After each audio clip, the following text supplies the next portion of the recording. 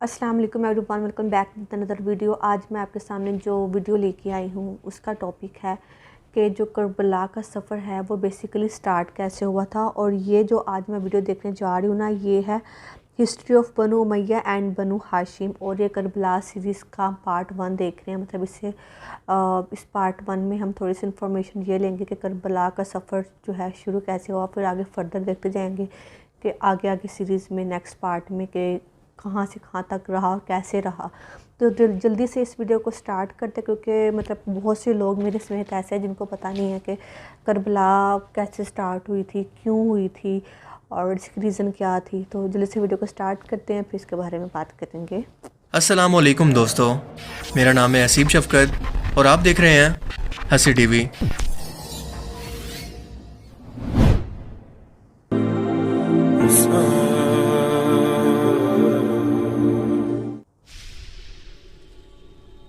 वाक़या करबला में रसूलुल्लाह सल्लल्लाहु अलैहि वसल्लम के नवासे और इनकी आल औलाद को कैसे मज़लूमाना शहीद किया गया, इस बात से तो हम सभी लोग वाकिफ़ हैं, क्योंकि हम बचपन से ही ये हालात वाक़यात सुनकर बड़े हुए। मगर अफसोस कि आज भी हम में से ज़्यादातर लोगों को इस हकीकत का अंदाज़ा ही नहीं है कि वाक़या करबला दरअसल था क्या, ये हुआ ही क्यों था। इसके पीछे ऐसी क्या वजूहात थी कि नबी करीम सल्लल्लाहु अलैहि वसल्लम की सालों की मेहनत को सिर्फ 50 साल के बाद ही इस मकाम पर पहुंचा दिया गया कि सहाबा कराम और इनकी औलादें मौजूद हैं, मगर इमाम हुसैन अलैहिस्सलाम और इनके ख़ानदान को यानी नबी करीम सल्लल्लाहु अलैहि वसल्लम के अहले बैत को इस तरह से बेदर्दी से मजलूमाना तौर पर शहीद कर दिया जाए। और इनको शहीद करने वाली ये जमात खुद को मुसलमान भी कहती है और नबी पाक सल्लल्लाहु अलैहि वसल्लम का आखिरी खुतबा भी सुन चुकी है, जिसके अंदर आपने फरमाया था कि ए लोगों, मैं अपने बाद तुम्हें हिदायत के लिए अल्लाह की किताब और अपनी सुन्नत छोड़े जा रहा हूँ, अगर इसको मजबूती से पकड़े रखोगे तो कभी भी गुमराह नहीं होगे। और फिर फरमाया कि मैं तुम्हें अपने अहले बैत के मामले में अल्लाह का खौफ दिलवाता हूँ, मैं तुम्हें अपने अहले बैत के बारे में अल्लाह का खौफ दिलवाता हूँ। मगर उम्मत ने इसका बिल्कुल उलट किया, ना ही कुरान और सुन्नत को मजबूती से पकड़े रखा, ना ही अहले बैत के मामले में अल्लाह का खौफ रखा, और फिर फ़िरका वारियत से इस तरह से तकसीम हुए कि आपस के अंदर शिया और सुन्नी बनकर रह गए। आज की इस वीडियो में हम वाक़या करबला का असल और हकीकी पस मंज़र जानने की कोशिश करेंगे। और इस वीडियो को शेयर करने से पहले मैं आपको वार्न करना चाहता हूँ कि अगर आपका दिमाग और सोच इतना छोटी है, इतना महदूद है कि कुछ भी नया या असल हक़ाइक़ या आपके फ़िरके की सोच से आगे आप कुछ नहीं सोचना चाहते, तो बराए करम ये वीडियो मत देखें, ये वीडियो आपके लिए नहीं है, इसे यहीं पर छोड़ दें। लेकिन अगर आप सच जानना चाहते हैं तो आखिर तक इस वीडियो के साथ जुड़े रहें। और ये टॉपिक क्योंकि बहुत बड़ा है और एक वीडियो के अंदर इसे एक्सप्लेन करना समंदर को कूजे के अंदर बंद करने के बराबर है, लेकिन मैंने पूरी कोशिश की है कि आपको तमाम अहम तरीन हक़ाइक़ के साथ पूरी तारीख समझा सकूं, और वो भी आसान से आसान अल्फाज में। तो चलिए शुरू करते हैं। हज़रत इब्राहीम अलैहिस्सलाम ने अल्लाह के हुक्म पर अपनी बीवी हज़रत हाजरा और अपने बेटे इस्माइल अलैहिस्सलाम को मक्का के वीरान पहाड़ों के अंदर अल्लाह के भरोसे पर छोड़ दिया। प्यास की शिद्दत से इस्माइल अलैहिस्सलाम ने जब पानी मांगा तो हज़रत हाजरा बेचैन होकर सफ़ा और मरवा पहाड़ी के चक्कर लगाती हैं और इस्माइल अलैहिस्सलाम ज़मीन पर अपनी एड़ियों को रगड़ते हैं, जिससे जमजम का चश्मा जारी होता है। ये दोनों माँ बेटा इसी पानी के चश्मे के पास पड़ाव डालकर यहाँ पर रहने लगते हैं। कुछ वक्त के बाद यहाँ से कुछ काफिले वालों का गुजर होता है और वो यहाँ पर सहरा के अंदर खुश्क पहाड़ों के दरमियान एक पानी का चश्मा देखकर यहाँ पर आबाद हो जाते हैं।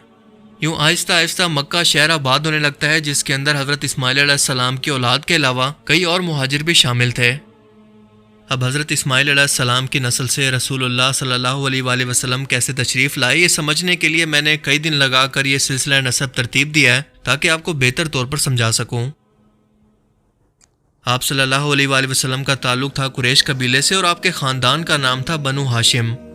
कुरैश 10 बड़े कबीलों पर मुश्तमिल एक ताकतवर कबीला था और हर कबीले के सरदार आपस के अंदर बाहिमी मशवरे से हर तरह के बड़े फैसलों को किया करते। इन 10 कबीलों के अंदर 2 कबीले बहुत ही अहम और ताकतवर थे, एक का नाम था बनु उमैया और एक बनु हाशिम। इन दोनों को अलग अलग जिम्मेदारियां दी गई थी। बनु हाशिम की फौज की कमान बनु मखजूम कबीले के पास थी, जो कि बनु उमैया की एक शाख थी, जबकि खाना काबा का मुतवल्ली बनु हाशिम को बनाया गया था। यानी दुनियावी तौर पर ताकत के लिहाज से बनु उमैया, जबकि मजहबी लिहाज से बनु हाशिम का रुतबा अरबों में बहुत ताकतवर था।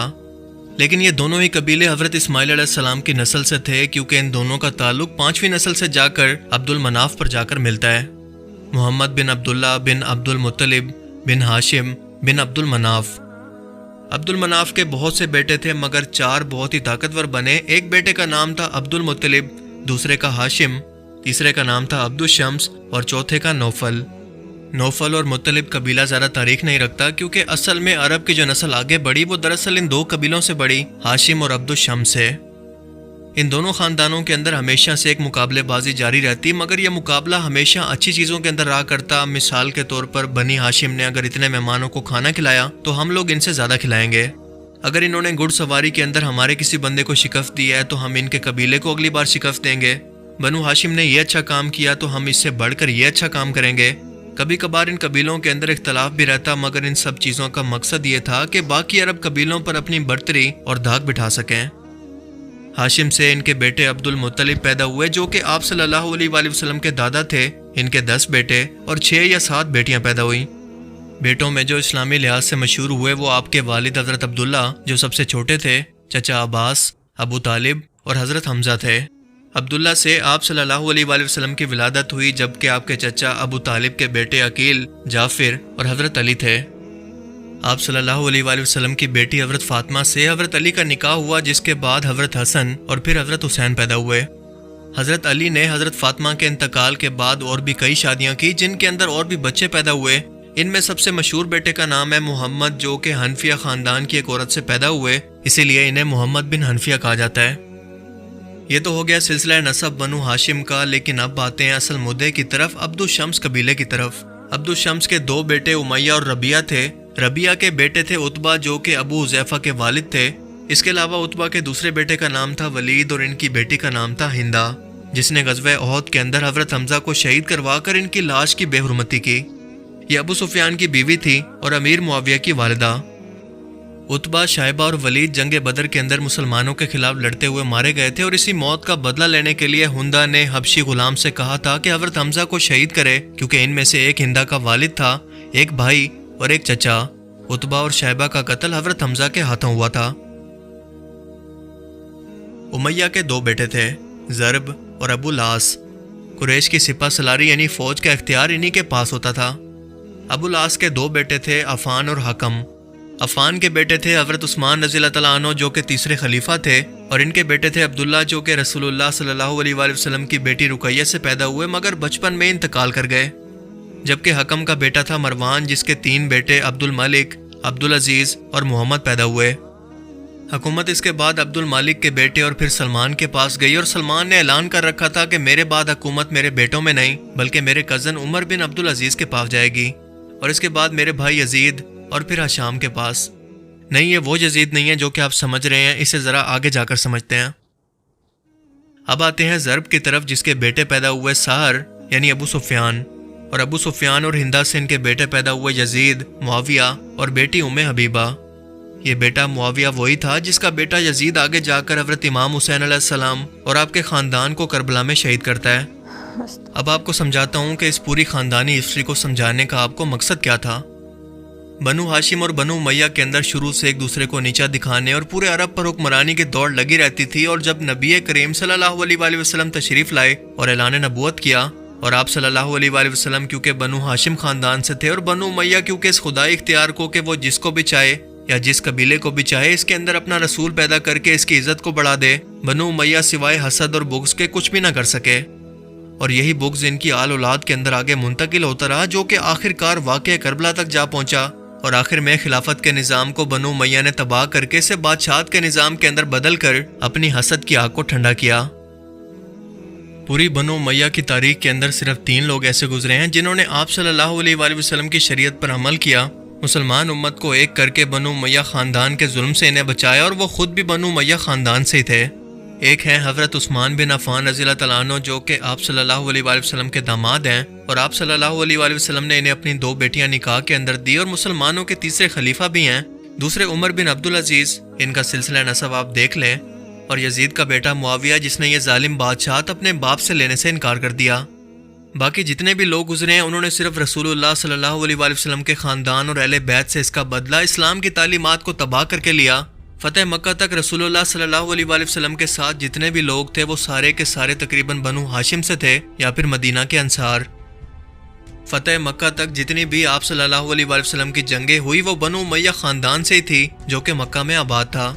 یہ لوگ فتح مکہ پر معافیاں مانگ کر مسلمان ہوئے تھے جنہیں تلقہ کہتے ہیں، اور ظاہر ہے کہ نہ تو ان کی رسول اللہ صلی اللہ علیہ وآلہ وسلم کی صحبت میں تربیت ہوئی تھی اور نہ ہی یہ دین کو زیادہ سمجھتے تھے، بلکہ دین کو ایک طاقت اور حکومت حاصل کرنے کا ذریعہ سمجھتے تھے، اور انہیں لگتا تھا کہ اگر وہ رسول اللہ صلی اللہ علیہ وآلہ وسلم کو اللہ کا پیغمبر اور رسول مان لیں تو اس کا مطلب ہے کہ انہوں نے بنو ہاشم کی سرداری قبول کر لی، اور یہ تو ہم کسی صورت نہیں ہونے دیں گے، کسی بھی قیمت پر نہیں۔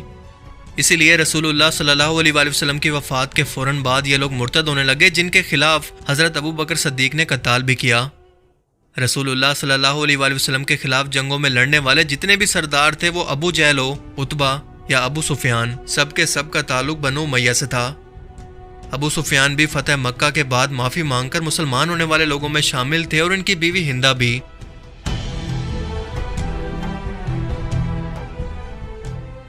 بہت ہی زیادہ انفارمیٹیو ویڈیو تھی، اور اس کے اندر مطلب جو انہوں نے انٹروڈکشن دیا وہ بہت ہی زیادہ یونیک، بہت زیادہ اچھا لگا مجھے، مطلب بہت ہی کلیئرٹی کے ساتھ انہوں نے ہمیں سب بتائی جو ان کی پیڑھیاں تھیں، ہمارے نبی پاک صلی اللہ علیہ وآلہ وسلم کا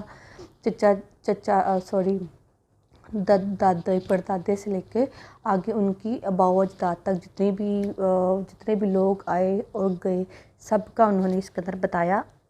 اور بنو ہاشم اور بنو امیہ جو تھے دو فیمس خاندان تھے اس ٹائم کے، اور مطلب کہ یہ چیز اس میں ہمیں کلیئر ہو گیا کہ جو بنو ہاشم کے لوگ تھے وہ زیادہ تر جو ہے اسلام کے اندر جو ہے انہوں نے بہت ہی پازیٹیو کردار جو ہے وہ ادا کیا ہے، اور جو بنو امیہ کے لوگ تھے وہ کچھ ریزنس کی وجہ سے بنو ہاشم سے تھوڑا اختلاف رکھتے تھے، لیکن تھے وہ رشتہ دار، تو اختلاف رکھنے کی وجہ سے آپ صلی اللہ علیہ وسلم کی قربت سے وہ دور رہے، اور ان کو جیسے کہتے ہیں نا کہ مطلب کہ انفارمیشن نہیں تھی صحیح سے، ان کے پاس تعلیم نہیں تھی، تربیت نہیں تھی، تو اس وجہ سے وہ جو ہے تھے ایک طرح سے جاہلیت کے نزدیک تھے۔